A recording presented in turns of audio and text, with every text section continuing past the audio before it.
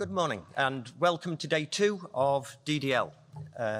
My name's Ben Forbes, I'm from King's College London, and it's my great pleasure to be introducing the DDL Emerging Scientist Award. So this is an award that we give annually. We've given it for 5 or 6 years now, and it recognises significant scientific accomplishment or innovation early in an individual's career. And for this award, early in a career is defined as within 15 years of your highest degree. And so this year, we had several applications. The applications are reviewed by an expert panel of past DDL award lecture givers, of the President of the Aerosol Society, and from several committee members. And they're reviewed for relevance to inhalation science, for innovation, for scientific quality, for the cogency of the application, and for the impact that the individual is beginning to have on the field. And so I will hand over now to Regina, who will announce today's winner. Thank you. So also good morning, everyone, from my side. Regina Schellies from Kiel University in Germany. And I have the pleasure to introduce this year's Emerging Scientist Awardee to you. And this is Sharon Lang from the Chinese University of Hong Kong. And you might actually recognize her face from yesterday. She completed her PhD in chemical engineering in 2012 at the University of Sydney. And since then, she continued to work in the field of inhalation.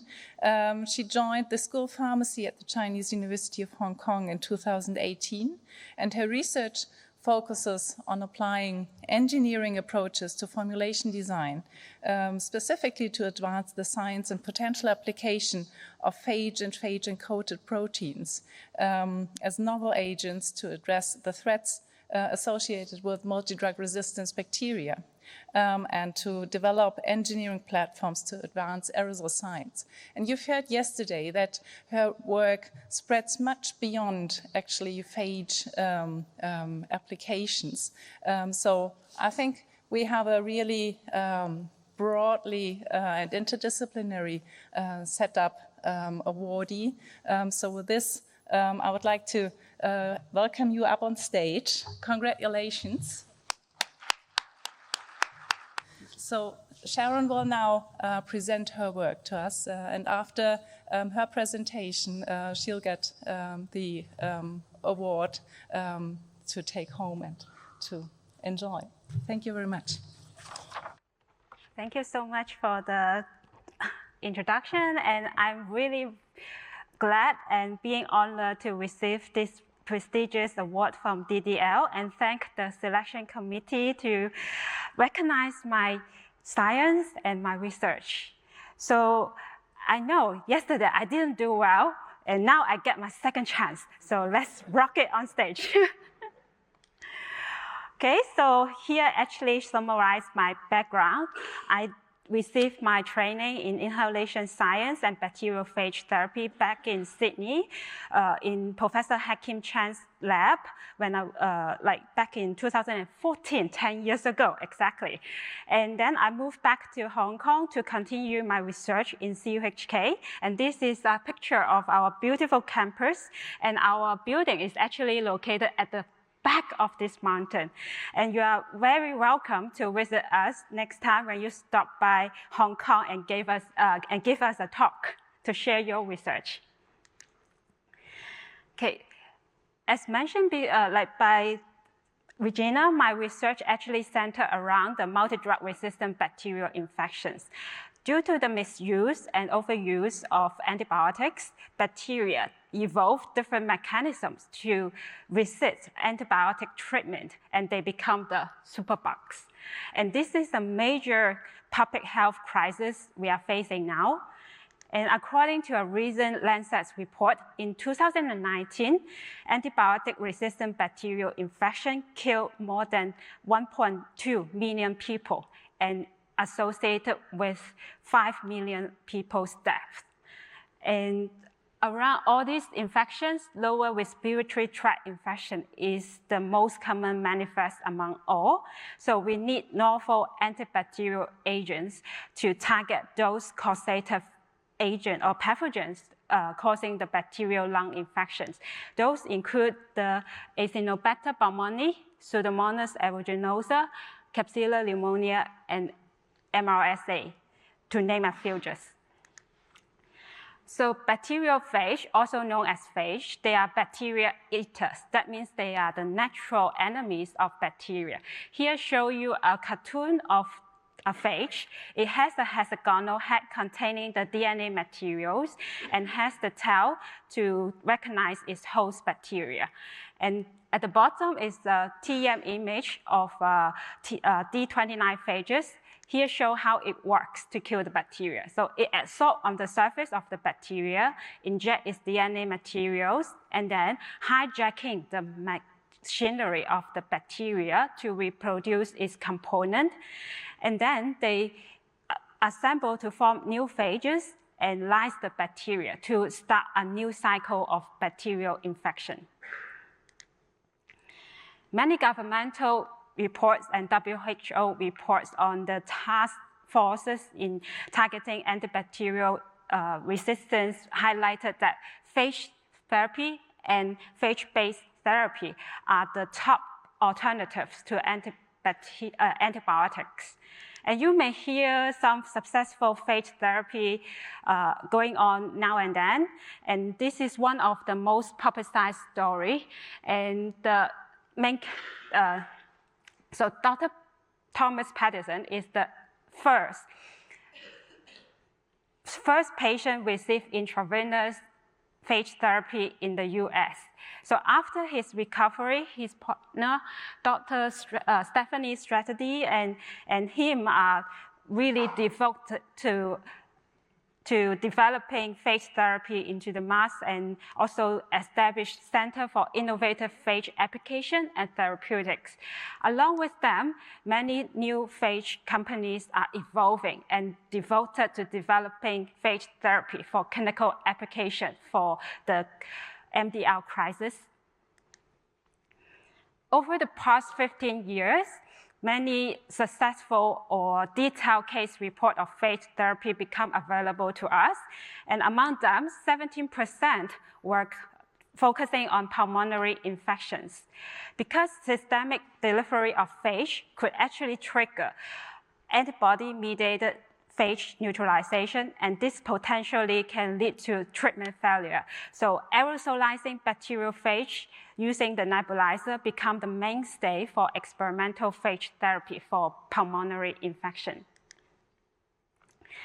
So 10 years ago, we started looking into the aerosolization of phage for bacterial infection in lung, and we're focusing on evaluating the different commercially available nebulizers in delivering phage into the lungs.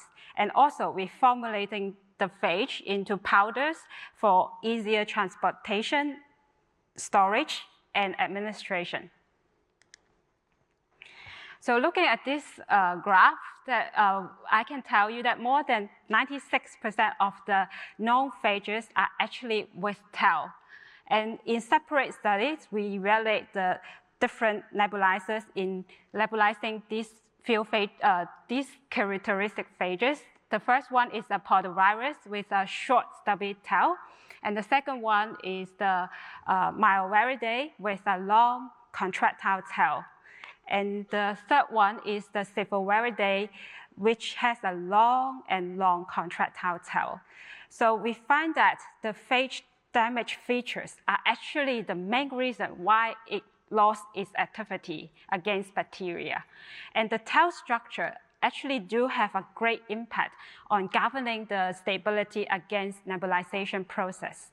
So for example, in one of our studies, we evaluate the jet nebulizers and two different vibrating mesh nebulizers in delivering a Myoviridae phage, PEV44.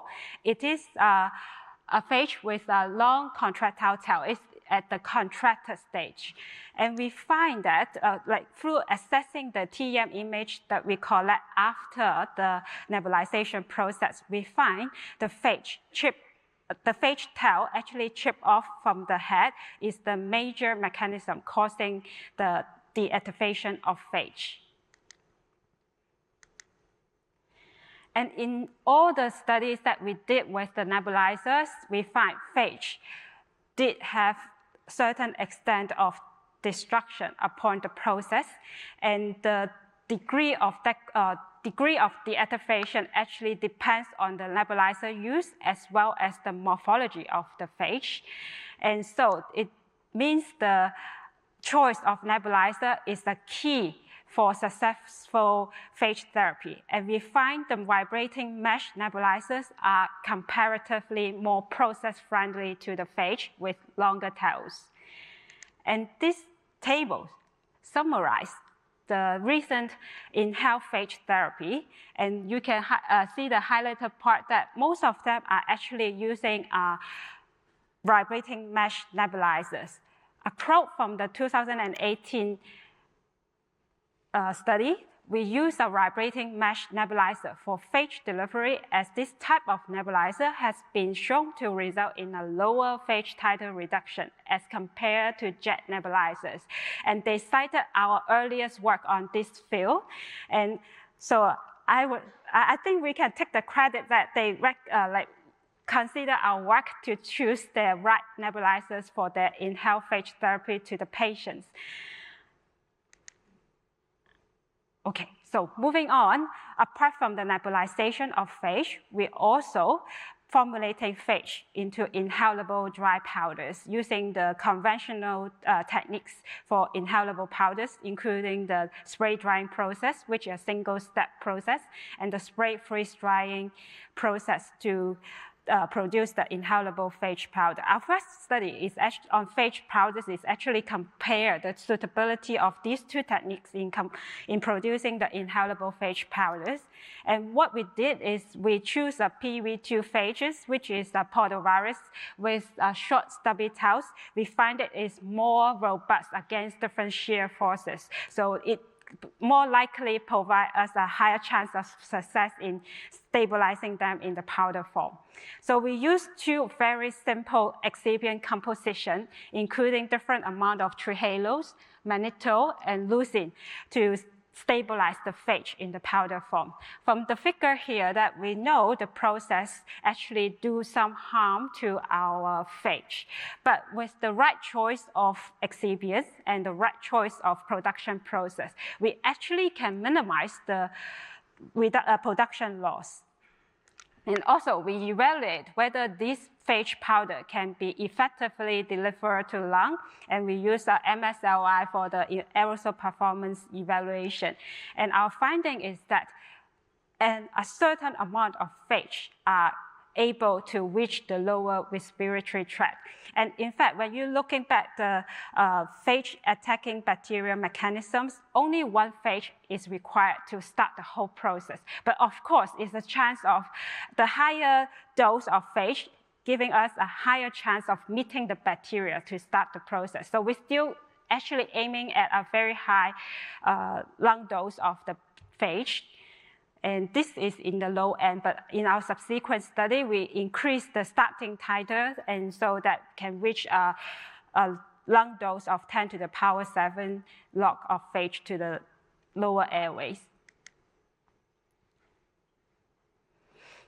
Okay,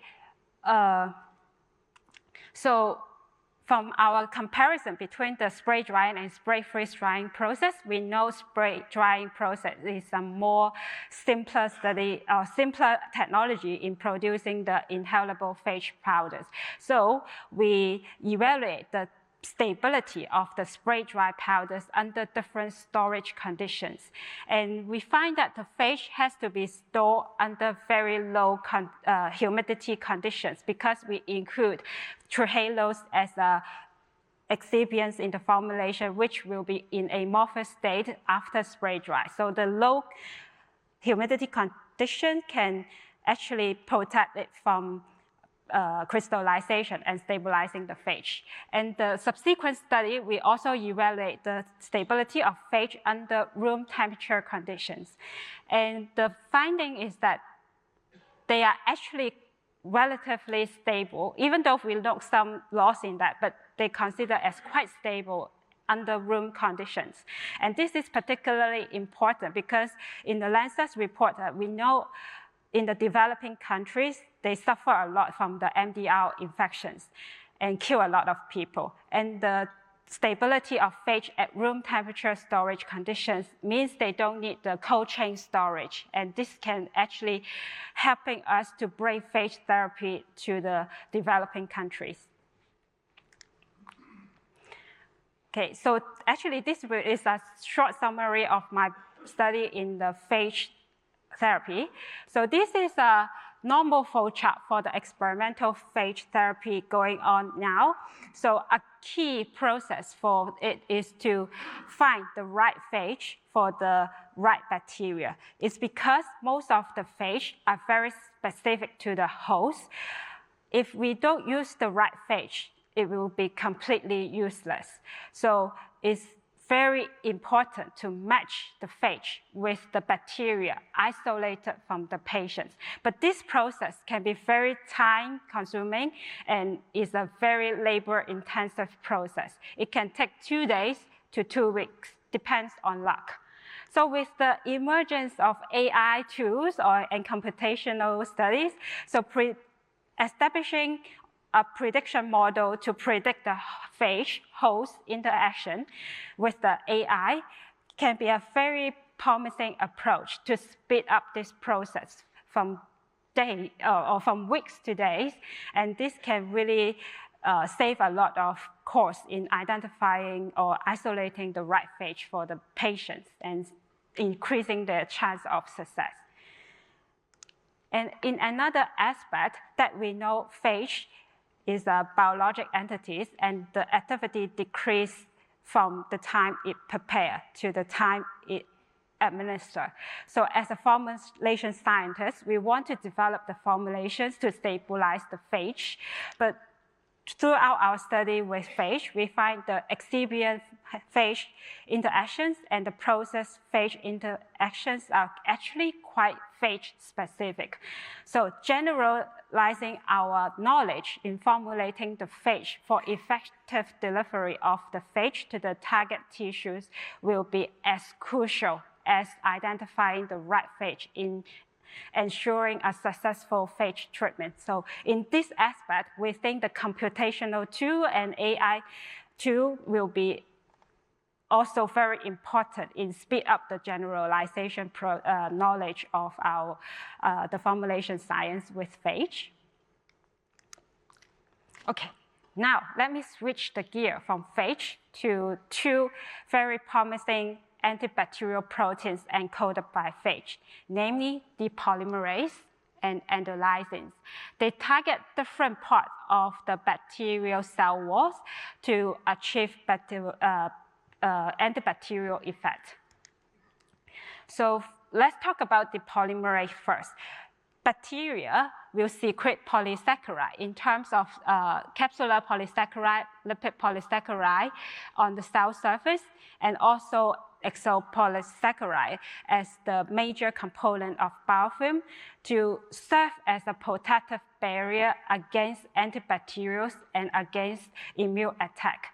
They are not essential for their survival, but they are very important virulence factor that resist the antibacterial treatment. So depolymerase are the enzymes can degrade the capsular polysaccharide CPS and the EPS to sensitize the bacteria to immune attack as well as antibiotic treatment. So in the previous studies, they know that depolymerase can strip off the capsular polysaccharide of the bacteria and sensitize it to the immune attack to kill the bacteria. And the So majority of the studies are focusing on systemic application of depolymerase. Only a handful of studies are working with actually only 1 out of 25 studies are working on lung infections. The main reason behind is because of the low serum content in the lung environment, so making it questionable whether depolymerase will work in lung infections. So our research question is that depolymerase can strip off the protective barrier of the bacteria. Will it sensitize the antibiotics to target the bacterial lung infections even at a low serum environment? So this is our research questions.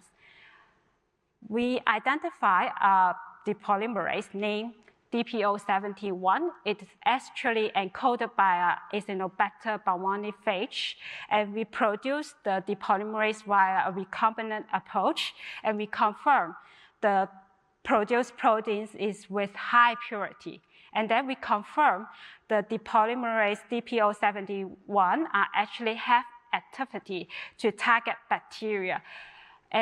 But a main parameters for this killing effect is we need to add a certain amount of serum in the system to enable the killing of bacteria. And at a level of 50% serum, it can kill the bacteria effectively by A log within 5 hours. But the killing efficiency was significantly reduced when the serum level dropped to 5%.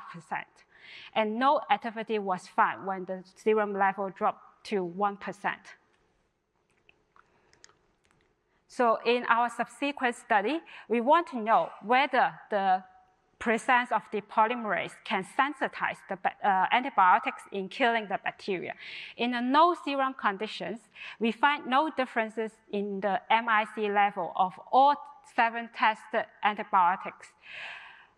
But when we add 5% of serum into the system, you can see the magic here that the MIC level of the antibiotics significantly drop. That means the polymerase DPO71 can actually effectively potentiate the effect of antibiotics in killing the bacteria. And we choose ceftazidime as a model antibiotics for further evaluation and confirm the combination actually do exert a synergistic effect in killing the bacteria. And not only killing the pentonic bacteria, they are also effective in inhibiting the production of biofilms and also eradicating the biofilms. So the subsequent work that we have done is actually trying to unveil the magic paid by the 5% of serum. We know that the depolymerase can actually help degrading the biofilm and then promote the penetration of antibiotics into the biofilm to increase their binding to the target bacteria. And the magic play by the serum is actually after stripping off the capsular polysaccharide, the serum complement can actually penetrate more effectively into the peptidoglycan layer and cause degradation of the peptidoglycan layer and promote the actual binding of the antibiotics to the target substrate, so that increase the subsequent bactericidal effect of the antibiotics. So because this is a drug delivery to lung conference, so we also look into the effect of nebulization of the combination in treating the bacterial lung infections. So we confirm the nebulization process is doing no harm or no activity loss to the combination. And why we choose mesh nebulization, again, is more process-friendly nebulizers, and the outcome is actually matched with our expectation. And the nebulizer can also effectively deliver the combination into the lungs, and with a very comparable profile of them. So we then look into the intratracheally delivered combination, whether they can rescue the infected mice from And the outcome of it is that the bacterial load can be significantly reduced after the combination treatment, being more effective than the monotherapy of individual agents. And we also confirmed the combination can effectively mitigate the airway inflammation because of the bacterial infections. And so I would like to do an advertisement here that my PhD student, Hong Lan, is actually working on this project, and she has a poster number 79 presenting this work. If you want to know more about the magic of this combination, go find her and ask for more. Okay, so the second phage protein that I want to introduce to you is endolysin. Different from the depolymerase, endolysin now do kill the bacteria by degrading the peptidoglycan layer and cause bacterial lysis after treatment. From the natural process, actually endolysins are produced within the cells, and it can go out of the bacteria's cell membrane effectively because of holding, creating some pores for it to reach the peptidoglycan layer. But the story is completely different when we apply endolysin externally, okay? So for the gram-positive bacteria, it doesn't matter because the peptidoglycan layer is located at the outermost layer of the bacteria, so they can easily reach the substrate and exert its little effect. But the story for gram-negative bacteria are completely different. There is the outer membrane at the outermost surface of the bacteria, and is a very efficient barrier for to resist the entry of endolysins. So only a handful of endolysins from nature do have the intrinsic ability to target gram-negative bacteria. So in the past few years, we have been working very hard to find approaches to empower endolysin to target gram-negative bacteria. And one of our approach is to engineer the protein with a positively charged or cationic peptide at the terminal of the protein. So we hope that this modification can increase the interaction between the protein and the membrane, the outer membrane, and increase the entry of endolysin to the substrate peptidoglycan layer and cause lysis of the bacteria. So first, we identify a potential candidate of endolysin, which is LysAB2, and we modify it with KWK peptide, which is a positively charged peptide. At the two ends of the endolysin, we name them LysAB2 KWK at the C terminal and KWK LysAB2 at the N terminal. When comparing the effect of the two modified constructs, we know the C terminal modified construct being more effective than the N terminal construct. And the antibacterial efficiency was increased by 100,000-fold, and it can completely eradicate 6 log of bacteria. And looking at the time-kill profile of these modified endolysins, the killing kinetics are very rapid. It can kill all 6 log of bacteria by just 30 minutes of time. And the TEM image, this is a SEM images of the treated bacteria. You can see the process are very effective and can destroy the bacteria within just 15 minutes of time. Apart from the Pantone bacteria, they also being very effective in eradicating the biofilm. And they are having wide host spectra of the gram-negative bacteria. This becomes a very important asset for endolysin in targeting gram-negative bacteria when compared with the parent phage, because they are now become more broad spectra and can be used to target a wider range of bacteria. In the second approach that we want to empowering endolysin to target gram-negative bacteria is using a combination approach. We chose colistin for study because it is the last resort treatment for gram-negative bacterial infections, which resists to many available antibiotics. The main reason we choose it is not just it is the last resort antibiotics, but also its killing mechanisms is by destabilizing the outer membrane of gram-negative bacteria. And we confirm the combination of colistin and lyse-Ab2 endolysins do have a synergistic antibacterial effects. And we also confirm the killing kinetics are as rapid as the engineered endolysins and kill all the bacteria within 30 minutes of time. And it also retains the broad spectra of the endolysins to target a wide range of gram-negative bacteria. And looking into the mechanism of the synergy, we find that the colistin level required to synergize with lyse-Ab2 is actually coincides with the onset of the outer membrane disruption.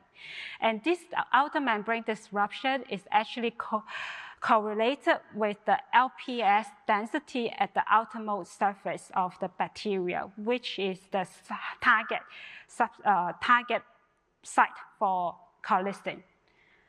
And for the colistin at the sub-MIC level to synergize with the lyse-Ab2 endolysin, we find that apart from disrupting the outer membrane for the lysine to work, it also exerts some bactericidal effect because we use another construct which has no bactericidal effect but has the outer membrane disruption activity. And the differences between the two systems actually telling you colistin at this sub-MIC level do kill bacteria as well.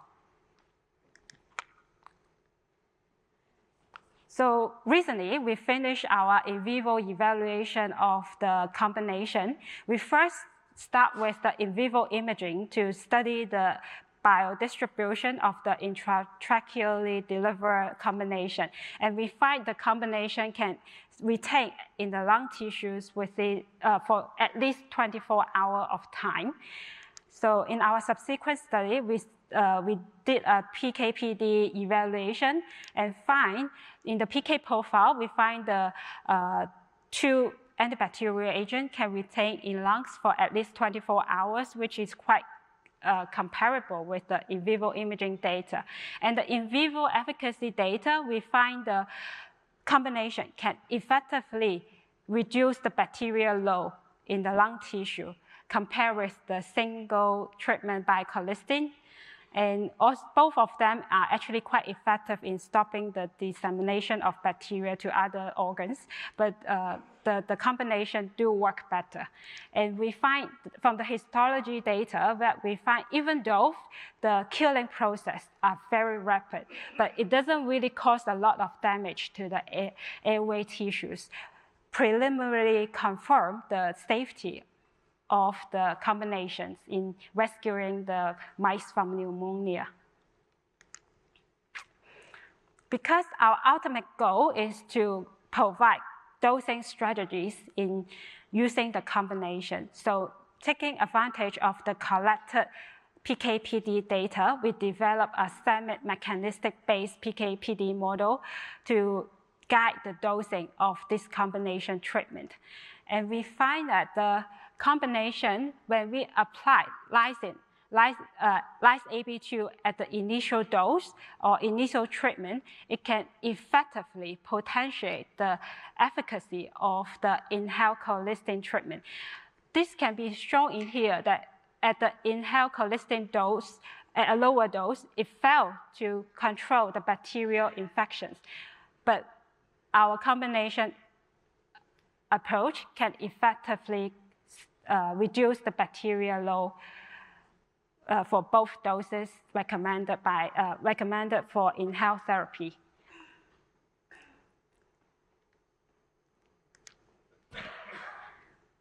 With that, I actually want to sum up my presentation today. I hope I have introduced to you the work that we have done on inhaled phage therapy and convince you this is a promising approach in targeting bacterial infection associated with the multi-drug resistant bacteria. And I also showcase the potential of 2 antibacterial proteins encoded by phage in targeting the bacterial lung infections. But these studies or these approaches are still in its infancy of development, and more technology and regulatory aspects that we need to address to translate it into clinics. So in terms of the key challenges for translation in inhaled phage therapy, of course, the challenges for phage therapy in general, including the specific host-phage interaction and the development of resistance during the treatment, and some regulatory hurdles need to be overcome. And on top of that, the delivery science will be important in ensuring the safety and ensuring the efficacy of inhaled phage therapy. Especially, we know that more bacteria actually can now survive in the intracellular niche. So to avoid or prevent recurrent infection after treatment, we need to find strategies to allow phage to target the intracellular bacteria as well. In our review article, we propose some feasible formulation approach, and we are actually working very hard with the liposomal approach and hope to share with you maybe in the next DDL. And the key challenges of translating phage-encoded proteins are actually, I would have to say, targeting the gram-negative bacterial infections will be quite challenging because, first, it doesn't have the intrinsic ability to kill the gram-negative bacteria, and the in vivo activity and stability of the proteins after engineering or after the combination approach may be still need a lot of study to confirm.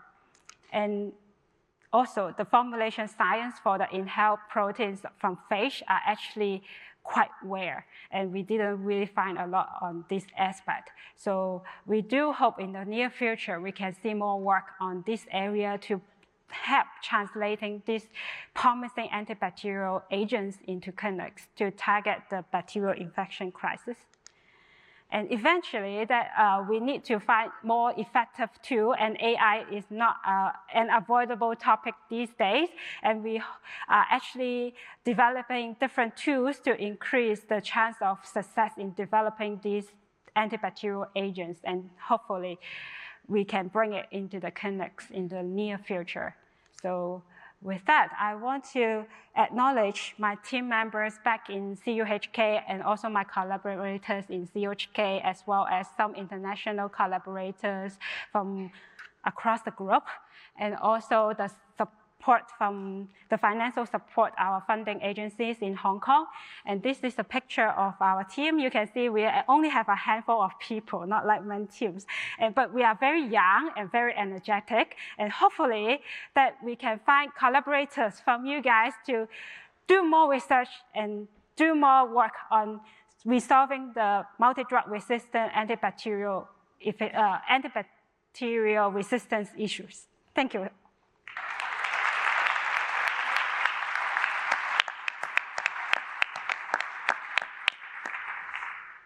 Thank you, Sharon, for this very inspiring talk. As it has been an award talk, we'll not take questions now, but we will invite you to find Sharon throughout the rest of the conference. She'll be around, so speak to her about her science. So you'll now get awarded the award. Okay, very exciting.